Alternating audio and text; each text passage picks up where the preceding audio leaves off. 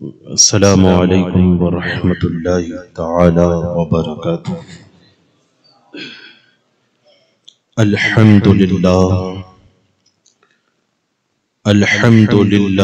الذی ابدع الافلاک والارضین، والصلاة والسلام علی من کان نبیا وآدم بین الماء والطین، وعلى رسول فخذوه وما نهاكم عنه فانتهوا۔ صدق الله العظيم وبلغنا رسوله النبي الأمين متين الرؤوف الرحيم المختار الكريم، ونحن على ذلك لمن الشاهدين والشاكرين والذاكرين، والحمد لله رب العالمين۔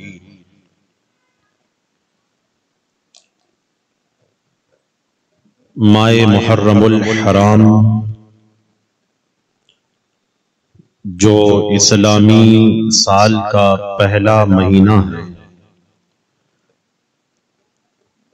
ہم پر پروردگار عالم کے فضل و کرم سے سایہ فکن ہے، اور آج ماہ محرم الحرام کی دوسری تاریخ شب دوم ہے۔ ماہ محرم الحرام کی جب آمد ہوتی ہے تو فوراً ذہن کے اندر شہزادہ گل و قبا، نواسائے رسول خیر الانام، لخت جگر مولائے کائنات، حضرت امام عالی مقام اور آپ کے رفقائے کرام کی شہادت کا ذکر ہر مسلمان کے زبان پر آ جاتا ہے، لیکن امام عالی مقام کی شہادت کا ذکر کرنے میں دنیا کے اندر دو جماعتیں پائی جاتی ہیں۔ ایک جماعت وہ ہے جو پہلی تاریخ سے لے کر عاشورہ کی تاریخ تک صرف اہل بیت کا ذکر کرتی ہے، اور ایک ہم اہل سنت والجماعت ہیں جو پہلے اپنے آقا کا ذکر کرتے ہیں، پھر افضل الخلق بعد الانبیاء بالتحقیق ابو بکر صدیق کا، پھر عمر فاروق اعظم کا، عثمان غنی کا، مولائے کائنات کا، حضرت امیر معاویہ کا، سیدہ خاتون جنت فاطمہ الزہرا کا، پھر حسنین کریمین کا، اور اس کے بعد کربلا والوں کا ذکر کرتے ہیں۔ آج ہماری یہ پہلی محفل ہے، اور یہاں آنے والوں کو میں ایک بات بتا دیتا ہوں۔ پہلی بات تو یہ پروگرام اگرچہ اس میں بے شمار محنتیں سنی تبلیغی مشن کے اراکین کی اور مدرسہ محب القرآن کے ٹرسٹیان کی ہیں، لیکن یہ پروگرام کسی ایک جماعت کا یا ایک مسجد کے ٹرسٹیان کا نہیں ہے، بلکہ یہ پروگرام ہر اس آدمی کا ہے کہ جس کا یہ نظریہ ہے کہ امام عالی مقام رضی اللہ تعالی عنہ ہمارے سردار ہیں۔ ہر اس آدمی کا یہ پروگرام ہے۔ آپ تشریف لائیں، آپ سنیں گے، لیکن آپ یہاں سے بہت کچھ لے کر جائیں گے تو آپ دوسروں کو دعوت دیجیے، اور دعوت یہ سوچ کر دیجئے کہ اگر یہ آ گیا تو اللہ مجھ کو ڈبل ثواب عطا فرمائے گا، اور اگر یہ اپنے کام کاج کی بنیاد پہ نہیں آ پایا تو مجھ کو تو دعوت دینے کا ثواب مل ہی گیا ہے۔ اور دوسری بات،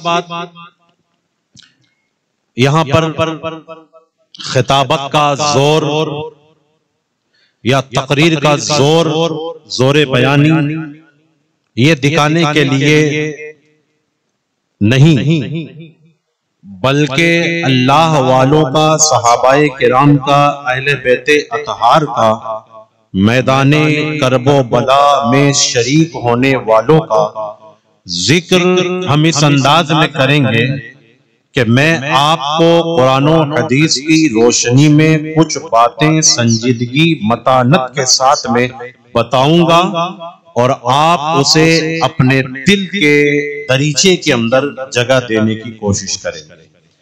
اور اگر یہاں بہت سے سمجھدار پڑھے لکھے آدمی بھی موجود ہیں تو اگر آپ چاہیں تو میری ہر بات کو اپنی ڈائری کے اندر یا موبائل کے نوٹس کے اندر اگر نوٹ کرنا چاہیں تو کر سکتے ہیں، اس لیے کہ جو باتیں دسوں دن عرض کی جائیں گی، بیان کی جائیں گی، تو انشاءاللہ تبارک و تعالی وہ باتیں نہ صرف ایک تقریر کا مزہ لینے کے لیے بلکہ وہ محرم الحرام عاشورہ کے بعد آپ کی زندگی کے اندر کچھ انقلاب بھی پیدا کریں گی۔ اب آئیے بلا کسی تاخیر آج کا جو میرا عنوان ہے عظمت رسول پاک صلی اللہ تعالی علیہ وسلم، اس پر کچھ باتیں قرآن و حدیث کی پیش کروں۔ اس سے پہلے بآواز بلند درود پاک پڑھ لیں۔ اللہم صلی علی سیدنا شفیعنا وحبیبنا ونبینا مولانا محمد معدن الجود والکرم وآلہ الکرام وابنہ الکریم وبارک وسلم۔ مجھ کو یہ کہا گیا ہے کیونکہ یہ پروگرام 10 دن تک چلے گا اور یہاں جو احباب تشریف لائیں گے ان کا صبح کاروبار بھی ہے، کوئی بمبئی جاتا ہے، تو انشاءاللہ وقت پہ شروع ہوگا اور وقت پہ ہی پروگرام ختم ہوگا، کیونکہ ہمارے علماء اکثر کہا کرتے ہیں کہ اگر کوئی پیاسا ہے تو ایک ہی بار میں پورا لوٹا پلا کر اس کی پیاس نہ بجھا دو، بلکہ آدھا آدھا گلاس دو تاکہ تڑپ بڑھتی رہے، اور جب تڑپ بڑھے گی تو سننے کا مزہ بھی بڑھے گا۔ میں اعلیٰ حضرت کے ایک شعر سے اپنی اس محرم الحرام کا آغاز کرتا ہوں، اور اس لیے آغاز کرتا ہوں کہ اس شعر کے اندر ذکر خدا بھی ہے، ذکر مصطفیٰ بھی ہے۔ اعلیٰ حضرت فرماتے ہیں سمجھانے کے لیے، یاد گیسوں ذکر حق آہ کر، یاد گیسوں ذکر حق آہ کر، دل میں نام پیدا ہوئی جائے گا۔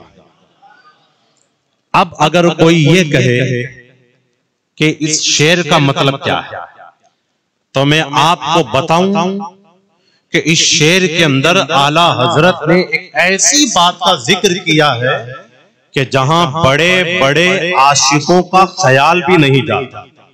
آپ نے سنا ہوگا کہ میرے آقا صلی اللہ تعالی علیہ وسلم کی یہ سنت مبارکہ ہے کہ حضور اپنے گیسوئے پاک بال مبارک کو لمبا رکھتے تھے، اور اس کی مقدار کیا ہے تو فقہا فرماتے ہیں کان کی لوح سے لے کر پٹے کے اوپر گردن کے اوپر تک بال رکھنا سنت ہے۔ ان باباؤں کی طرح نہیں جو عورتوں کی طرح نیچے تک رکھتے ہیں، یہ تو خلاف سنت ہے۔ تو میرے آقا کے بال مبارک کے حوالے سے صاحب مشکات نے، صاحب ترمذی نے یہ ذکر فرمایا ہے کہ حضور اپنی بینی پاک، ناک شریف، اپنی بینی پاک سے بالکل سیدھی مانگ نکالا کرتے تھے۔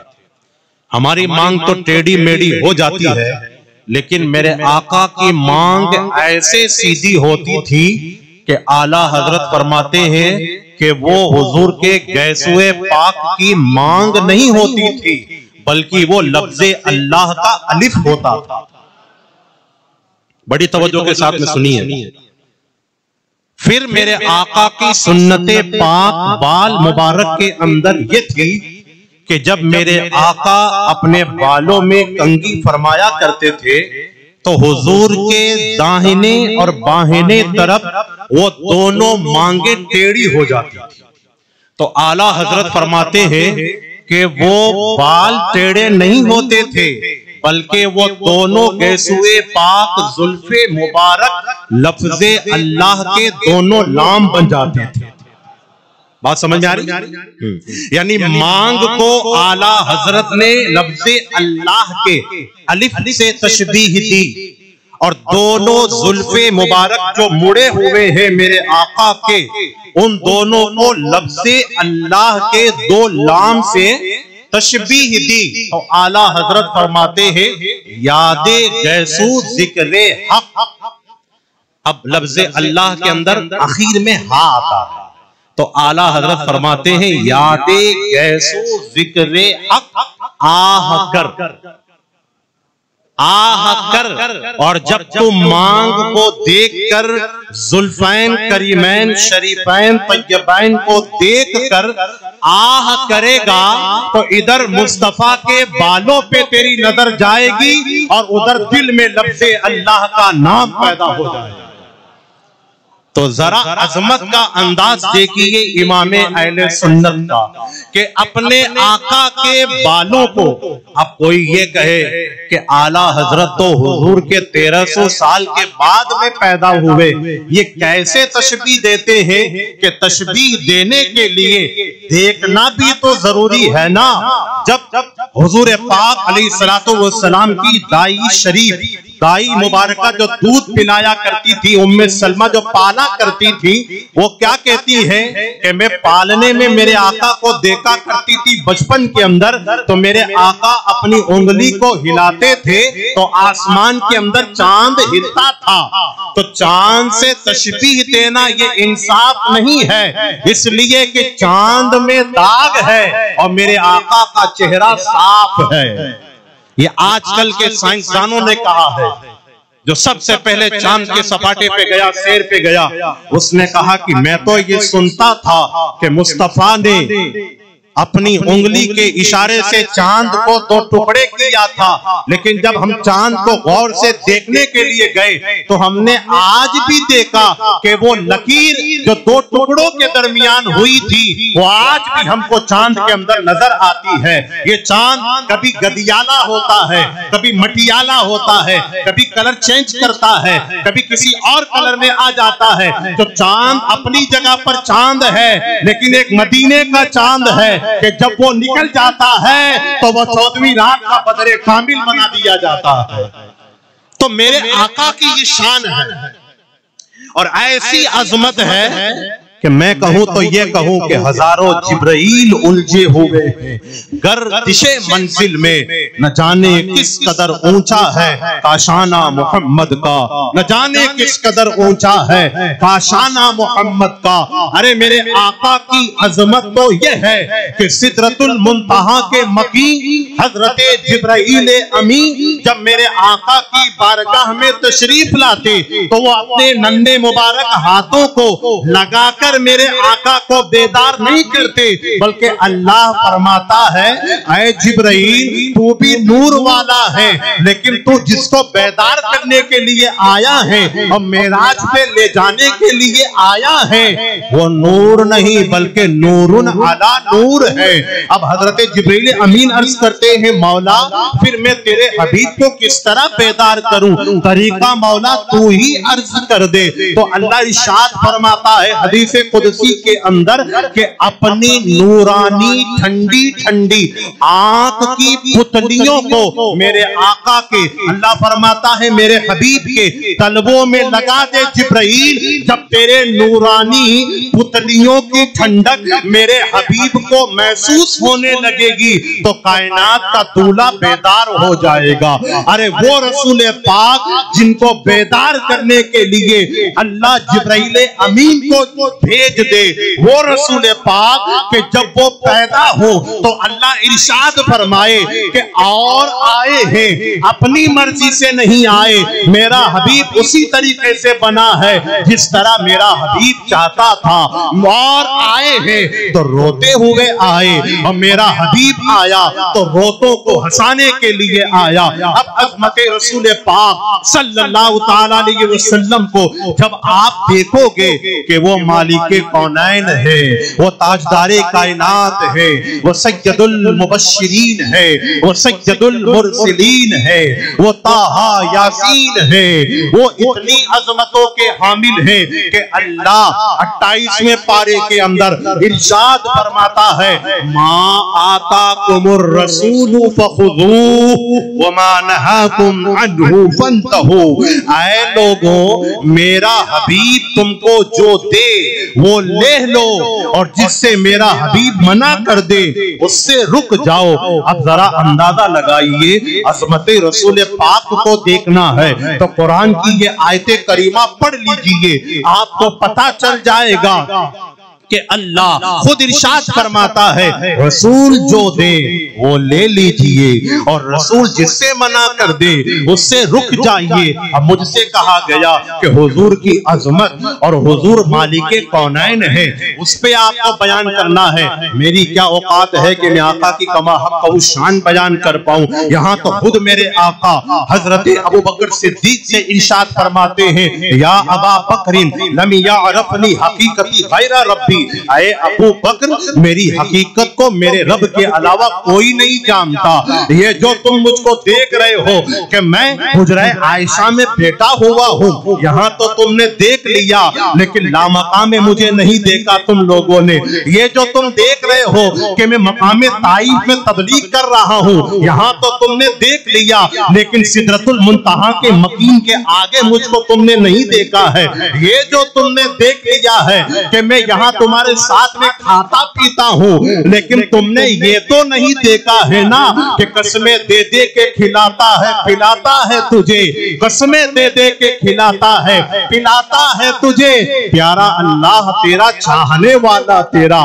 تم نے مجھ کو یہاں تو چلتے دیکھا ہے لیکن وہاں چلتے نہیں دیکھا، تم نے یہاں تو کھاتے ہوئے دیکھا ہے لیکن وہاں کھاتے ہوئے نہیں دیکھا، تم نے یہاں تو مجھے گفتگو کرتے ہوئے دیکھا ہے لیکن لامقام گفتگو کرتے ہوئے نہیں دیکھا۔ اب جب حضرت ابوبکر صدیق سے میرے آقا نے فرما دیا کہ میری حقیقت کو میرے رب کے سوا کوئی نہیں جانتا، تو کیا ہم اور آپ جان سکتے ہیں؟ کیونکہ ہمارا تو عقیدہ اہل سنت ہے، ہم کسی بھی صحابی کے بارے میں ایک لفظ نہیں بولتے، لیکن ہاں اتنی بات ضرور ہے کہ اللہ نے جس صحابی کو جو مقام عطا فرمایا ہم اسی مقام کے اعتبار سے مانتے ہیں۔ اب ابو بکر کو میرے آقا نے کہہ دیا گویا کہ انبیاء کرام کے بعد میں پوری امتوں کے اندر جو سب سے افضل ہے وہ ابو بکر صدیق ہے۔ جب ابو بکر سے کہہ دیا گیا میری حقیقت کو میرے رب کے سوا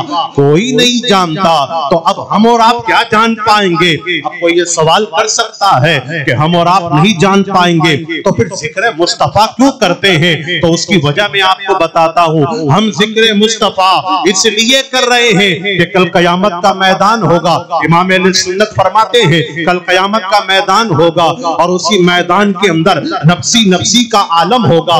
سب آپ نے سن رکھا ہے، میں بھی شارٹ کٹ میں آگے بڑھوں گا، سب آپ نے سن رکھا ہے لوگ حضرت آدم کی بارگاہ میں جائیں گے، حضرت نوح کی بارگاہ میں جائیں گے، حضرت عیسیٰ کی بارگاہ میں، ابراہیم کی بارگاہ میں، اخیر میں کائنات کا دولہ تشریف لائے گا۔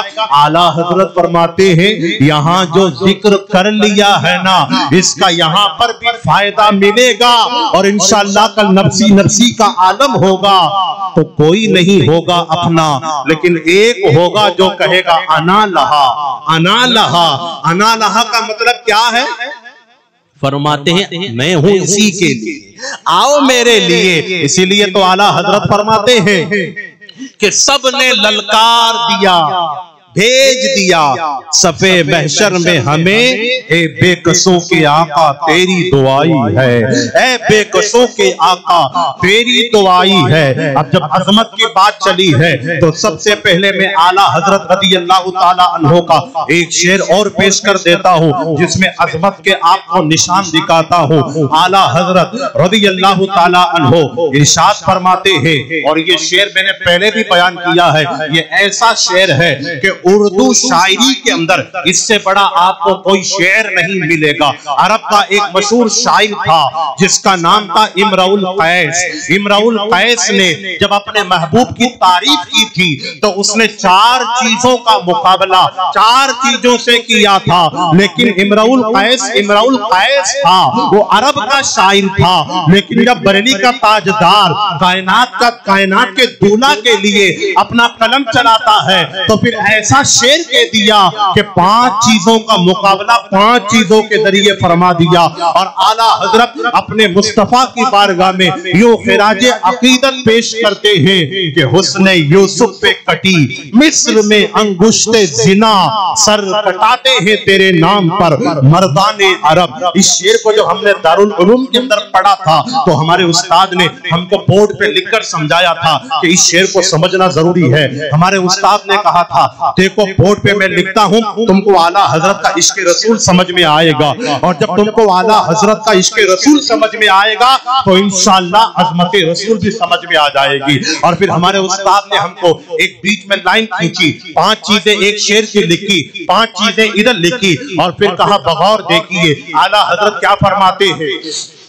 حسن یوسف کٹی مصر میں انگشت بمانا انگلی، زنا زن کی جمع بہو وچن، زن کا معنی ایک عورت اور زنان کا معنی بہت ساری عورتیں، سنگولر پلورل، ایک وچن بہو وچن۔ اب ہمارے استاد نے کہا دیکھو امام اپنے آقا کی تعریف کیسے فرماتے ہیں کہ حسن یوسف کٹی مصر میں انگشت زنا، یہ 5 چیزیں اعلیٰ حضرت نے حضرت یوسف کی شان میں بیان فرمائی، اور دوسرے شعر کے اندر جو 5 چیزیں اعلیٰ حضرت نے بیان فرمائی وہ مدینے والے تاجدار کی شان میں بیان فرمائی۔ اور پھر اعلیٰ حضرت فرماتے ہیں سر کٹاتے ہیں نام پر مردان، مرد کی جمع مردان، مرد کا معنی ایک آدمی، اور فارسی میں مردان کہتے ہیں بہت سارے آدمیوں کو، مردان عرب۔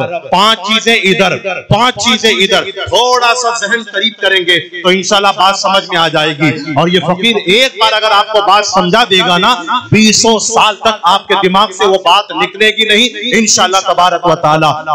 والحمدللہ اعلیٰ حضرت فرماتے ہیں حضرت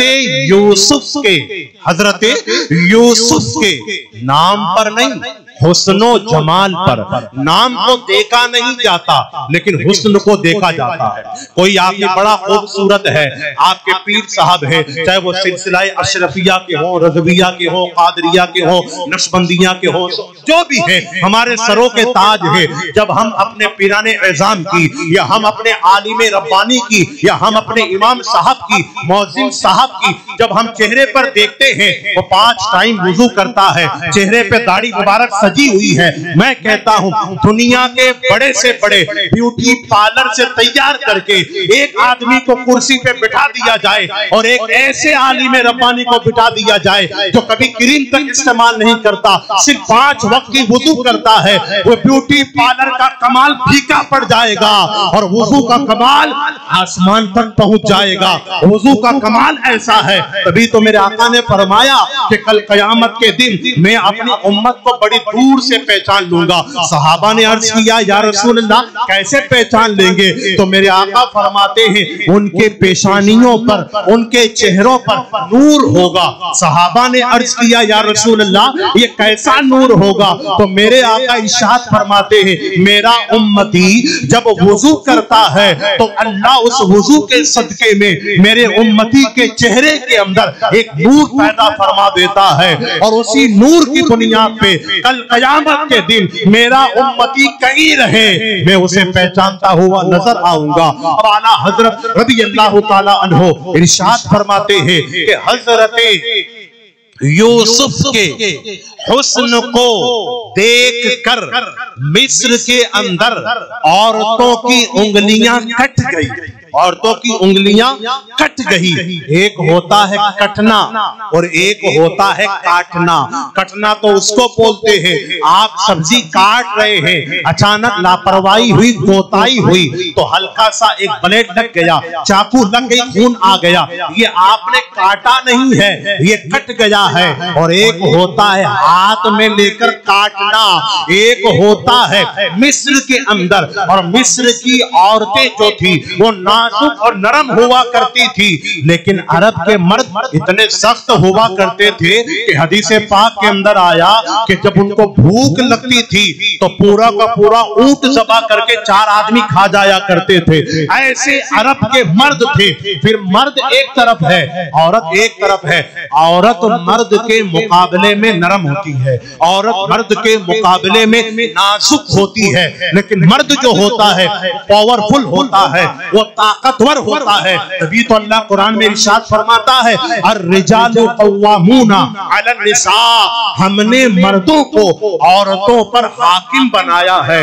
اسی لیے عورت کو نبی نہیں بنایا گیا, اسی لیے عورت کو طلاق کا حق نہیں دیا گیا, ورنہ عورت کو طلاق کا حق دے دیا جاتا تو چھوٹی چھوٹی بات پر شوہر تو رات کو سویا ہے اور وہ مطلقہ ہو کر اپنے مائکے چلی جاتی. کسی عورت کو نبی نہیں بنایا گیا. تو اعلیٰ حضرت فرماتے ہیں وہ یوسف کا حسن تھا کہ جس کو دیکھ کر مصر کی عورتوں کی انگلیاں کٹ گئی, لیکن یہ میرے آقا کا حسن نہیں. ارے حسن کو دیکھ لیا جائے تو آنکھ ہی مچولی بن جائے. خود میرے آقا فرماتے ہیں اللہ نے میرے نور کے 70 پردے پیدا فرمائے ہیں, 69 پردوں کو مخفی رکھا ہے, پوشیدہ رکھا ہے, اور صرف ایک پردے کی جھلک دنیا کو دکھائی ہے. جب ایک پردے کی جھلک کا یہ عالم ہے کہ ابو بکر دیکھے تو کہیں یا رسول اللہ آپ کے جیسا تو مجھ کو کوئی نظر ہی نہیں آتا.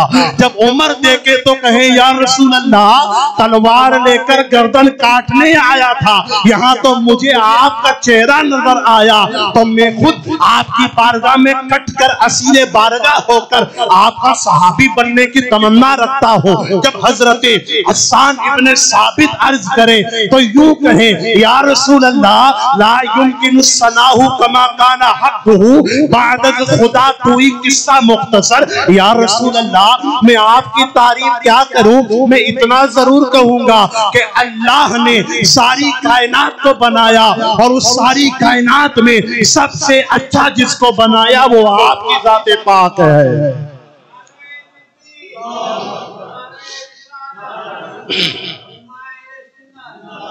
تبھی تو اعلیٰ حضرت نے ارشاد فرمایا ہے کہ سرور کہوں کہ مالک و مولا کہوں تجھے, باغِ خلیل کا گلِ زیبا کہوں تجھے, تیرے تو وصف عیب تنہائی سے ہے بری, حیران ہوں میرے شاہ میں کیا کیا کہوں تجھے. لیکن رضا نے ختم سخن اس پہ کر دیا, خالق کا بندہ خلق کا آقا کہوں تجھے. یہ میرے آقا کی عظمت نہیں تو اور کیا ہے پیارے کہ میرے آقا رہے مدینے میں.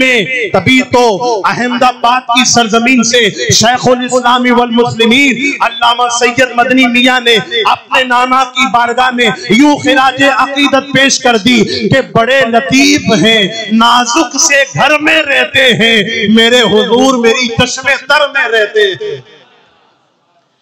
حضور کو سمجھنے کے لیے پہلے عاشق کو سمجھنا پڑے گا.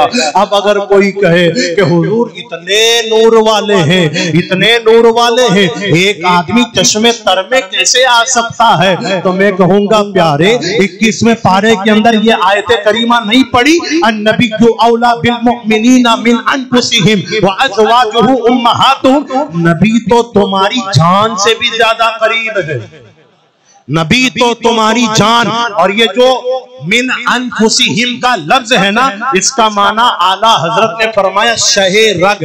اور آپ کو پتا ہوگا شہ رگ اس رگ کو اور اس نس کو کہا جاتا ہے کہ جس سے دل کا کنیکشن ہوتا ہے, اگر وہ نس ختم ہو جائے تو آدمی مردہ ہو جائے اور وہ چلتی رہے تو آدمی زندہ ہو جائے. آقا فرماتے ہیں میں تو تمہاری جان سے بھی زیادہ قریب ہوں. اب کیسے سے قریب ہیں تو میں حضرت ابوبکر صدیق کا ذکر کل کروں گا تو پورا واقعہ بیان کروں گا. آج صرف ایک جملہ دے کر آگے بڑھتا ہوں. جب میرے آقا صلی اللہ تعالی علیہ وسلم غار کے اندر تشریف فرما ہوئے تھے تو آپ نے سن رکھا ہوگا کہ کافر منافقین پیچھا کرتے کرتے کرتے کرتے غار تک پہنچ گئے.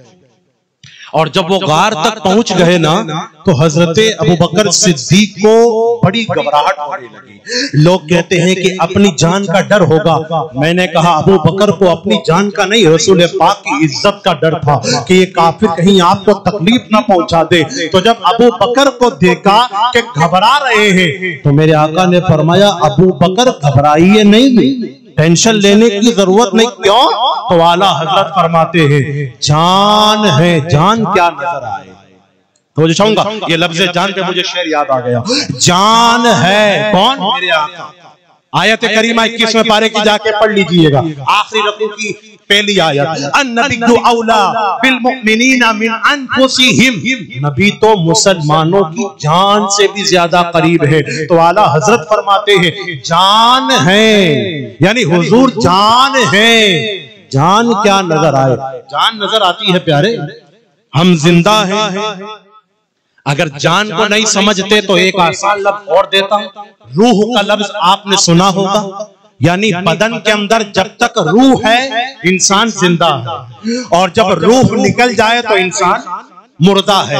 وہ جو انسان کی جو باڈی ہوتی ہے نا وہ مردہ تو ہوتی ہے, لیکن فرماتے ہیں علماء کہ وہ زندوں سے زیادہ طاقت رکھتی ہے. سننے کی, دیکھنے کی, محسوس کرنے کی, پہچاننے کی. باہر دروازے کے اوپر اگر یہاں کوئی آدمی آئے اور کھٹ کھٹ کھٹ کھٹ اپنے چپل کو بجائے, میں یہاں بیٹھ کر پہچان نہیں سکتا کہ کون آیا ہے, لیکن ایک قبرستان کے اندر آپ کا کوئی مردہ لیٹا ہوا ہے تو حدیث پاک کے اندر آتا ہے کہ جب کوئی اس کا گھر والا قبرستان میں پہلا قدم رکھتا ہے تو مردہ پہچان لیتا ہے کہ میرے گھر والا آ گیا ہے. وہ قدموں کی آہٹ کو سنتا ہے اور قدموں کی آہٹ کو سن کر پہچان لیتا ہے کہ کوئی میرے فاتحہ پڑھنے والا آ گیا, کوئی مجھے ایصال ثواب کرنے والا آ گیا. تو اعلیٰ حضرت فرماتے جان ہے, جان کیا نظر آئے. ارے اگر جان نظر آتی نا تو حضور کے گھر میں ہی کافر دیکھ لیتے. 40 تھے نا, ایک ہوتا تو نہیں دیکھ پاتا. 40 کافر تھے اور 80 آنکھیں تھی, تو 80 آنکھیں حضور کو نہیں دیکھ پائی. کیوں؟ حضور نے کیا کیا معلوم ہے؟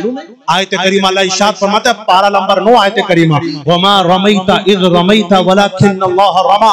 اے مصطفیٰ, آپ نے جو کنکری, آپ نے جو کنکری پھینکی آپ نے نہیں پھینکی. قرآن کا انداز دیکھیے, وَمَا رَمَيْتَ, آپ نے نہیں پھینکی, اِذْ رَمَيْتَ, جب آپ نے پھینکی. یعنی حضور اپنے ہاتھوں سے کنکری پھینک رہے ہیں. اللہ کیا فرماتا ہے, مصطفیٰ آپ نے نہیں پھینکی تو پھر کس نے پھینکی؟ تو اللہ ارشاد فرماتا ہے وَلَكِنَّ اللَّهَ رَمَى, آپ کے رب نے, اللہ نے وہ کنکری پھینکی. پتا کیا چلا کہ مصطفیٰ کوئی کام کرے تو اللہ ارشاد فرمائے اے محبوب یہ آپ نے نہیں کیا, یہ آپ کے رب نے کیا. اب میرے آقا نے چادر پاک کو اوڑا ہے, وہ چادر پاک اوڑ کر علی المرتضیٰ کو اپنے بستر پہ آرام کرا کے ابوبکر کی انگلی پکڑ کے کافروں کے سامنے سے نکل گئے. کافروں کو ابوبکر تو نظر آئے لیکن مدینے والے مصطفیٰ نظر نہ آئے. کیوں نظر نہ آئے؟ پھر آ جائیے امام کے شعر پر, جان ہے, جان کیا نظر آئے, جان ہے. اب مجھ کو 1 گھنٹہ دیا گیا, میں 3 گھنٹہ بھی ہوتا تو بہت کم پڑ جاتا. بہرحال جان ہے, جان کیا نظر آئے. کیوں؟ کیوں عدو گردے غار پھرتے ہیں. اے ابو بکر, یہ جو غار کے ارد گرد, عدو کا معنی دشمن, یہ جو کافر غار کے ارد گرد پھر رہے ہیں نا, صرف اتنے فاصلے کی بات تھی کہ حضور ان کے قدم کو دیکھ رہے تھے. لیکن اگر وہ اپنی نگاہ کو جھکا لیتے تو میرے آقا بھی نظر آ جاتے, ابو بکر بھی نظر آ جاتے. لیکن وہ کیوں نہ دیکھ پائے؟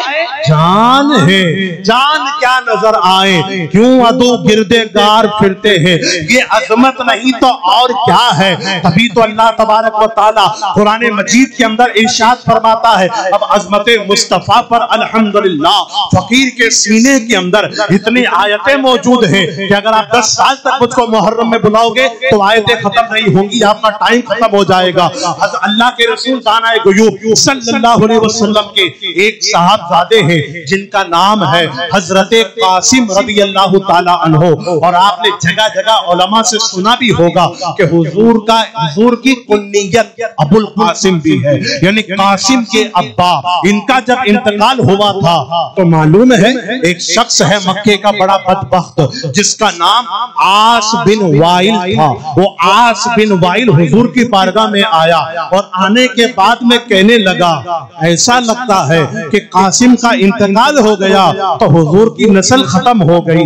جب میرے آقا نے یہ جملہ سنا تو میرے آقا نے کچھ نہیں کہا، لیکن میرے آقا کو دل میں بڑی تکلیف پہنچی کہ ایک تو میرے بیٹے کا انتقال ہو گیا، ایک تو میرے لخت جگر کا دنیا سے چلا جانا ہو گیا، اور ایک یہ منافق عاص بن وائل آ کر مجھ کو یہ تانا دیتا ہے کہ آپ کی نسل ختم ہو گئی۔ اب جب اس نے یہ کہا ہے تو اللہ نے فوراً آیت کریمہ نازل فرما دی، آیت کریمہ نہیں بلکہ پوری سورت نازل فرما دی، اور یہ سورت ہر ایک مسلمان کو یاد ہوتی ہے۔ اللہ ارشاد فرماتا ہے انا اعطیناک الکوثر فصل لربک وانحر ان شانئک هو الابتر۔ اب ذہن کو قریب کرے تو عظمت مصطفیٰ دکھا دیتا ہوں۔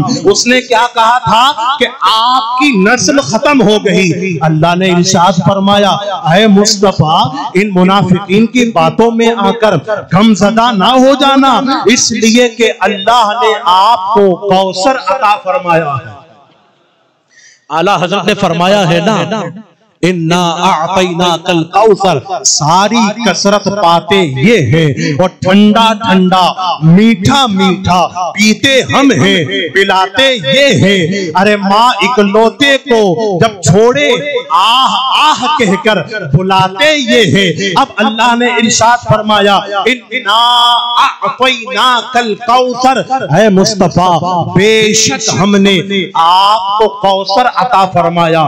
علماء فرماتے ہیں کہ کوثر سے مراد ہے خیر کثیر کا عطا ہونا، بہت ساری بھلائیوں کا عطا ہونا۔ اب اللہ کے ارشاد فرماتا ہے غمگین نہ ہو جانا، دو کام کر لو آپ کی ٹینشن ختم ہو جائے گی۔ اللہ ارشاد فرماتا ہے فَصَلِّ لِرَبِّكَ، اپنے رب کے لیے نماز ادا کیجئے، اپنے رب کے لیے نماز پڑھیے۔ پھر اللہ ارشاد فرماتا ہے وَانْحَرْ، اپنے رب کے لیے قربانی ادا کیجئے۔ اب اتنا کہنے کے بعد اللہ نے اس منافقی کو جواب دیا، اس عاص بن وائل کو جواب دیا، اور اللہ نے ارشاد فرمایا اِنَّ شَانِئَكَ هُوَ الْأَبْتَرُ۔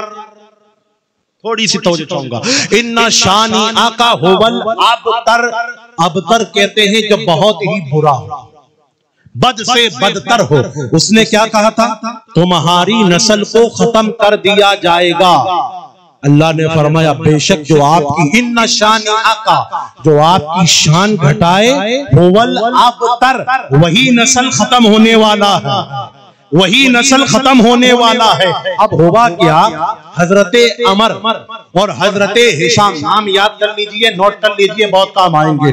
حضرت عمر، حضرت ہشام، یہ اس منافق کے دونوں بیٹے تھے۔ کیا نام تھا؟ حضرت عمر، حضرت ہشام۔ یہ کلمہ نہیں پڑھے تھے، لیکن جب انہوں نے یہ سنا کہ ہمارے ابا نے رسول پاک کی توہین کر دی، یہ حضور کی بارگاہ میں آئے، کلمہ پڑھا، صحابی رسول بنے، عاشق رسول بنے، اور اس کے بعد اللہ نے کیا فرمایا جو آپ کی شان گھٹائے گا اللہ اسی کی شان کو کم کر دے گا۔ اب دیکھیے تو صحیح، رشتے میں تو وہ باپ اسی کا ہے، وہ باپ کے بیٹے ہیں، لیکن جب ایمان چلا गया तो बाप का रिश्ता भी तो खत्म हो गया ना, और इधर रसूल पाक से कोई रिश्ता नहीं। लेकिन जब मुसलमान हो गए, सहाबी हो गए, तो रिश्ता जुड़ गया। पता क्या चला कि जो मुस्तफा की बारगाह में आकर ये कहे कि आपकी नस्ल को खत्म कर दिया गया, अल्लाह ने उसी के बेटों को मुस्तफा का आशिक बना दिया, मुस्तफा का मुहिब बना दिया।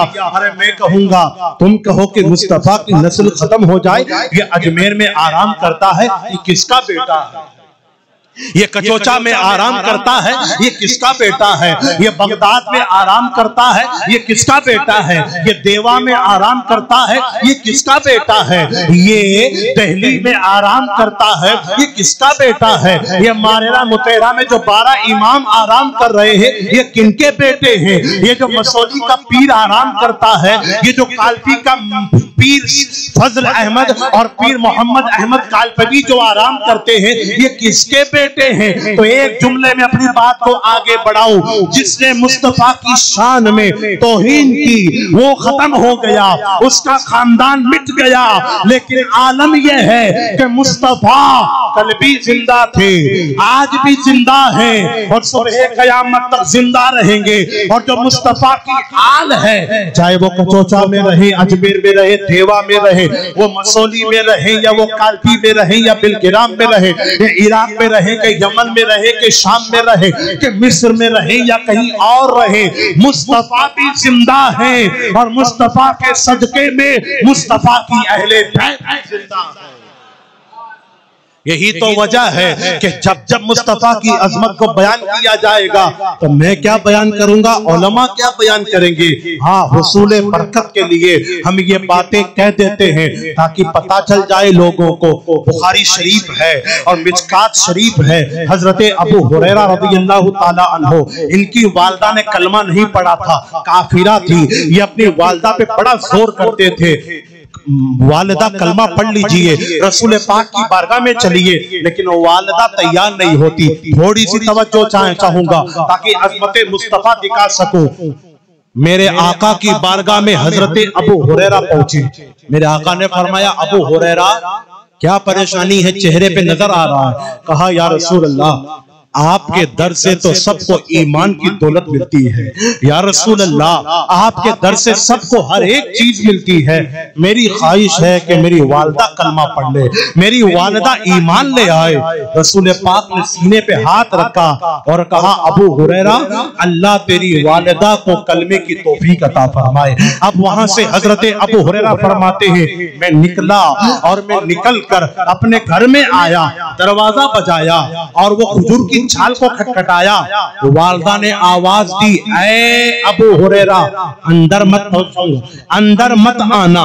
मैं घबरा गया कि मेरी वालिदा ने आज तक मुझे ये नहीं कहा कि अंदर मत आना, आज ऐसा क्यों कह रही है। बड़ी तवज्जो के साथ में मेरे आका ने क्या दुआ फरमाई, अल्लाह तेरी वालिदा को ईमान अता फरमाए।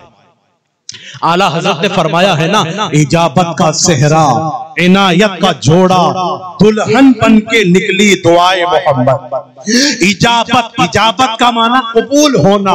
इजाबत ने झुक कर गले से लगाया बड़ी नाज से जब दुआए मोहम्मद सल्लल्लाहु अलैहि वसल्लम। अबू हुरैरा की वालिदा ने आवाज दी, ऐ अबू हुरैरा, मैं गुस्ल करूंगी, मैं गुस्ल करने के बाद में नया कपड़ा पहनूंगी, मैं नया कपड़ा पहनने के बाद दुपट्टे से अपने बालों को छुपा लूंगी और उसके बाद मैं कहूंगी, अबू हुरैरा मुझको अपने नबी का कलमा पढ़ा।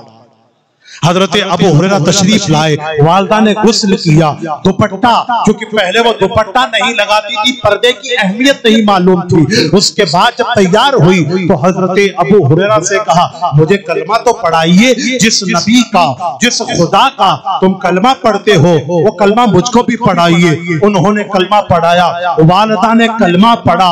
हजरत अबू हुरैरा कहते हैं, क्या शान है मेरे आका की, अभी चंद मिनट पहले दुआ की है और मेरी वालिदा को पता भी नहीं, लेकिन दुआए मोहम्मद का ये असर था कि अल्लाह ने मेरी वालिदा को कलमा भी अता फरमा दिया और रसूल पाक की बदौलत ईमान भी अता फरमा दिया।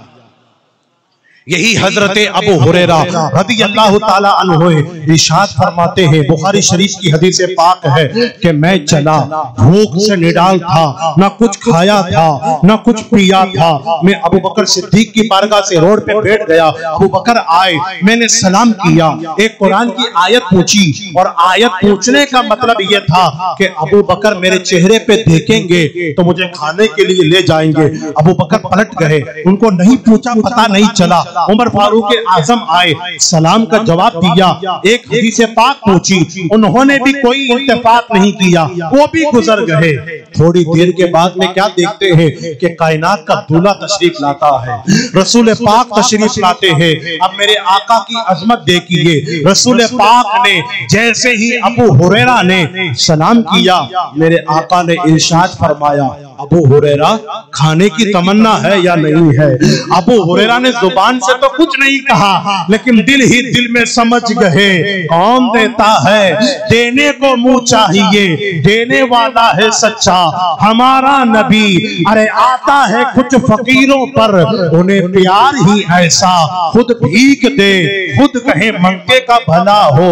اب اس کے بعد میں میرے آقا گھر میں لے کر گئے، حضرت ابو ہریرہ رضی اللہ تعالیٰ عنہ کو بٹھایا، دودھ کا پیالہ دیا، دودھ پلایا حضرت ابو ہریرہ کو۔ پہلے میرے آقا نے ارشاد فرمایا، ابو ہریرہ یہ جو صحابہ کرام بیٹھے ہوئے ہیں، اصحاب صفہ والے، ان کو پلائیے، سب کو پلایا۔ ابو ہریرہ دل ہی دل میں سوچ رہے تھے، سب کو پلا دوں گا، بچے گا کہ نہیں بچے گا؟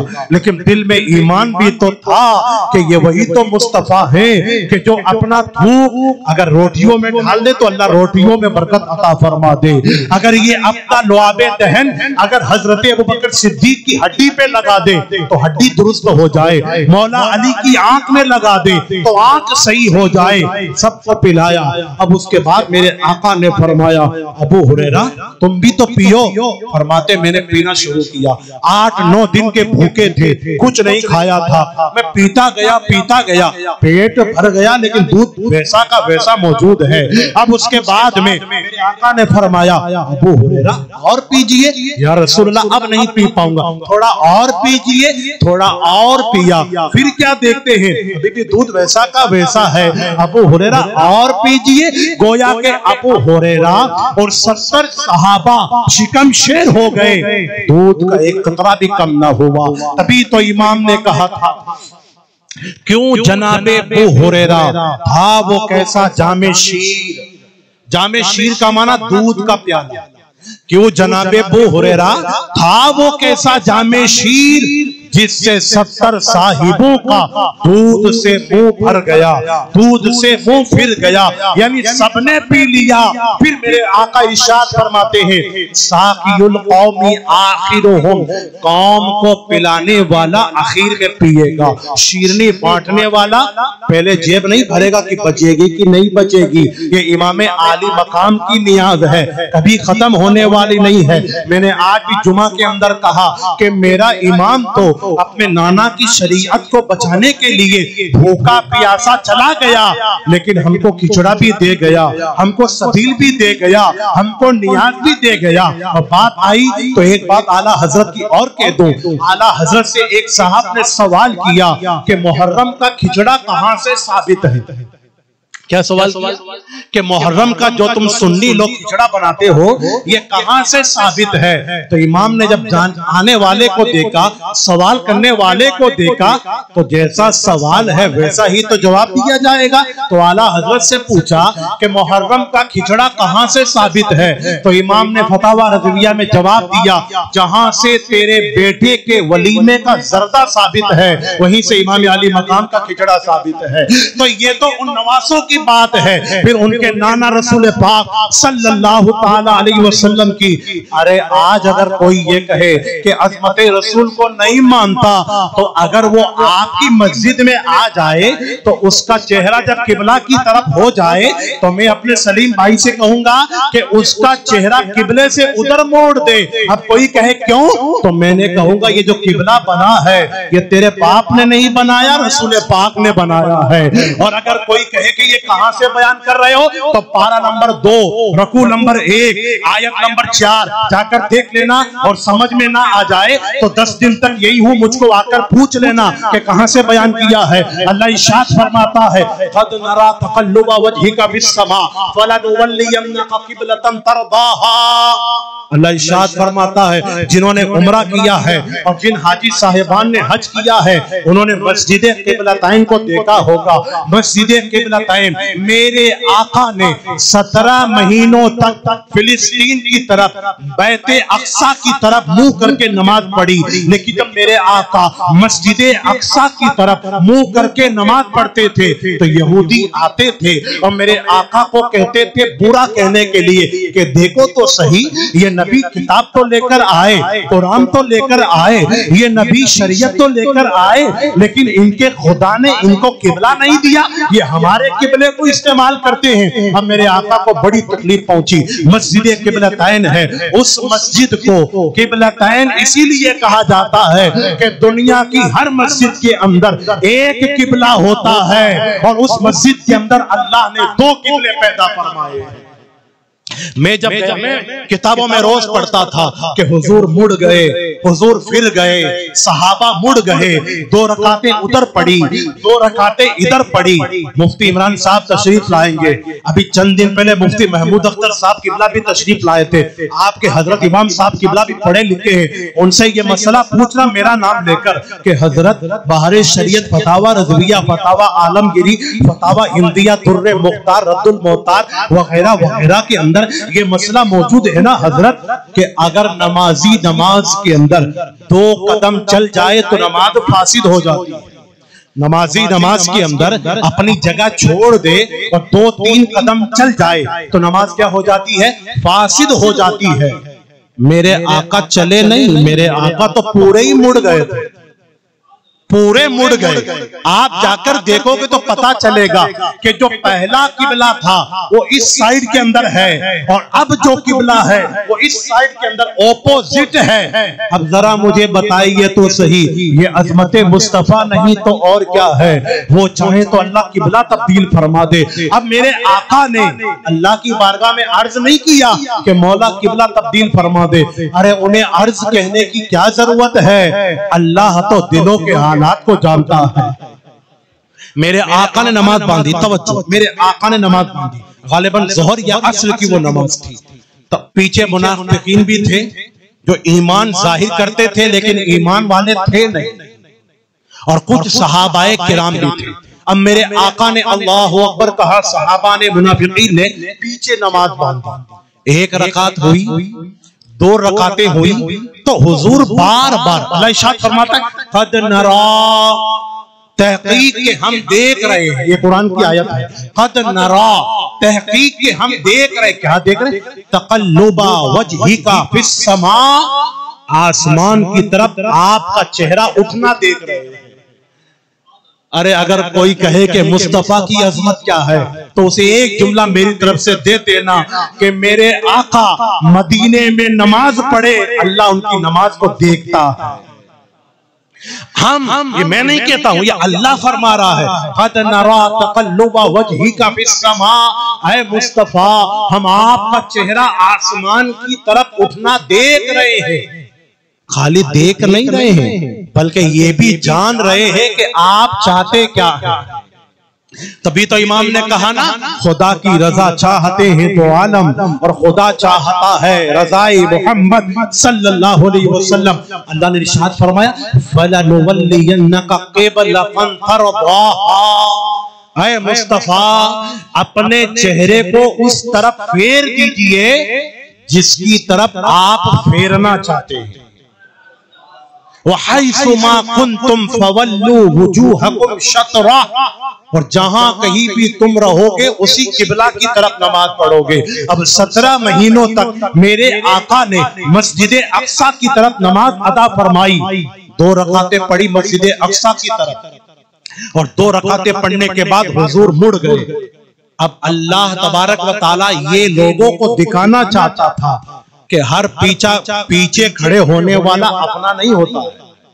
کچھ ایسے بھی ہوتے ہیں جو مکل لگا کر پیچھے کھڑے ہو جاتے ہیں. تو اللہ لوگوں کو یہ دکھانا چاہتا تھا کہ جو صحابی ہوگا وہ حضور کے ساتھ سے پھر جائے گا، اور جو منافق ہوگا وہ کبھی بھی نہیں پھرے گا. اس لیے کہ منافق تو یہ سوچ رہا تھا کہ اگر میں پھر گیا تو نماز تو میری قبلے سے ہٹ گئی نا، تو میری نماز تو ٹوٹ گئی. اور صحابی یہ سوچ رہے تھے، جس کو میرے اعلیٰ حضرت نے بیان کر دیا، حاجیوں آؤ شہنشاہ کا روزہ دیکھو، کعبہ تو دیکھ چکے، کعبے کا کعبہ دیکھو. ارے وہ کعبہ ہے جسے خانہ کعبہ کہا جاتا ہے، اور یہ گنبد خضرا ہے جس کو کعبے کا بھی کعبہ کہا جاتا ہے. اب 2 رکعت کے بعد میں میرے آقا مڑے، صحابہ بھی مڑ گئے، نماز پوری ہوئی. میرے آقا نے ارشاد فرمایا، نماز پہلے ہم ادھر پڑھا کرتے تھے، اب تمہارے رب کی جانب سے یہ حکم آیا ہے کہ اب کوئی بھی نماز پڑھے گا وہ قبلے کی طرف منہ کر کے نماز پڑھے گا.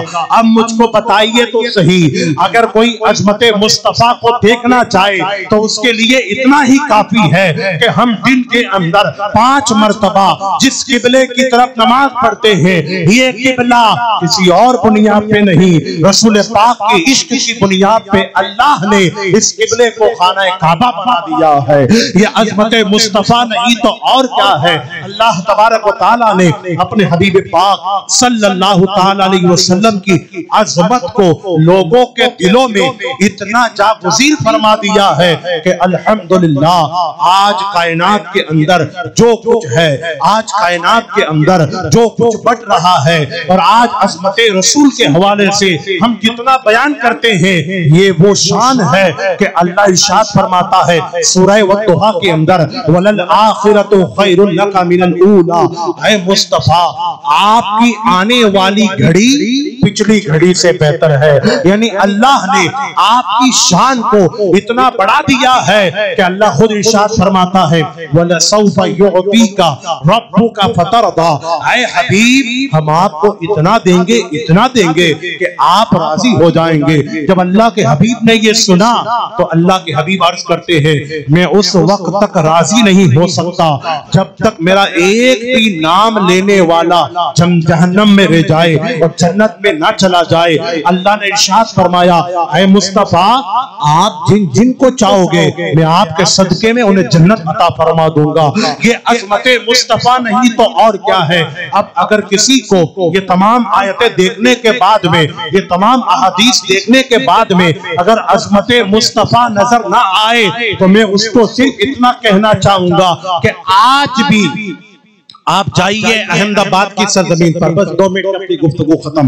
احمد آباد کی سرزمین پہ جائیے یا آپ پونے کی سرزمین پہ جائیے. احمد آباد کی سرزمین کے اندر حضرت شاہ عالم کی مزار شریف ہے، اور اسی مزار کے پاس میں ایک کمرہ بنایا گیا، اور اسی کمرے میں ایک پتھر رکھا ہوا ہے جس پتھر کا نام ہے نہ جانے کیا ہے، خدا جانے کیا ہے. فجر کی نماز پڑھانے کے لیے حضرت شاہ عالم لیٹ ہو گئے، جماعت چھوٹنے والی تھی، آپ تیزی سے گزر رہے تھے، اندھیرا تھا، ایک پتھر پہ ٹھوکر لگ گئی تو آپ نے جلال میں کہا خدا جانے کیا ہے.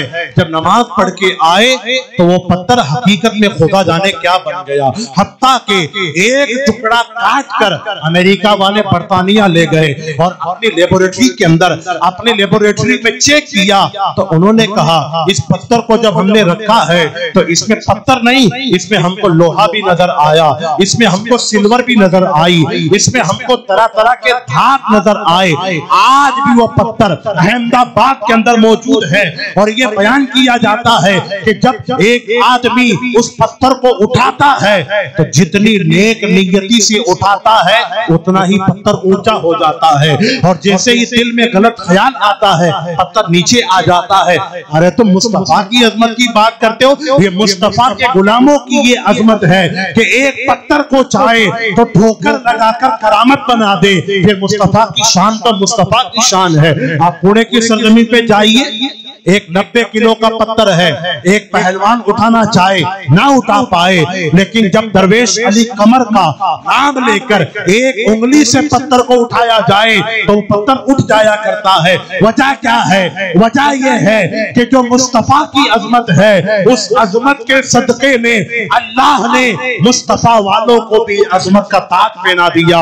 अब ये वली हो, ये सहाबी हो, ये अहले बैत हो, ये ताबई हो, ये अज़वाजे मुताहिरात हो, इनको अल्लाह ने जो अजमत अता फरमाई है, ये मुस्तफा के सदके में अता फरमाई। आप कुरान पढ़िए, हदीस पढ़िए, फुक़हा की कुतुब पढ़िए, तो इंशाअल्लाह तबारक व तआला आपको ये समझ में आएगा कि वाकई में अल्लाह का लाख लाख शुक्र और एहसान है कि अल्लाह तबारक व तआला ने हमको सही मानों में मुस्तफा का नाम लेने वाला, मुस्तफा का चाहने वाला, मुस्तफा की अजमत को बयान करने वाला बनाया। और मैं दुआ करता हूं कि अल्लाह तबारक व तआला इसी इश्क़े रसूल पर, इसी अज़मत रसूल पर और इसी मोहब्बत रसूल पर हमें जिंदा रखे, हमें मौत अता फरमाए। आखिर दावाना अल्हम्दुलिल्लाहि रब्बिल आलमीन।